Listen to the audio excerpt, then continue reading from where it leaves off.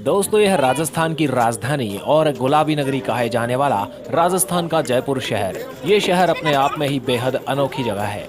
यहाँ की शाही जगह लोगों को बेहद पसंद आती है। किलों और महलों को देखने के लिए लोग जयपुर में घूमने के लिए आते हैं। चलिए आप भी जानिए जयपुर की कुछ मजेदार बातों के बारे में, जिनके बारे में आपको शायद ही पता होगा। राजस्थान कई राजाओं और रजवाड़ों की ऐतिहासिक जगहों के लिए मशहूर है। राजस्थान में कई इमारतें, महल और किले हैं जो सदियों से आज भी उसी तरह से सीना तान कर खड़े हैं। इन महलों की चर्चा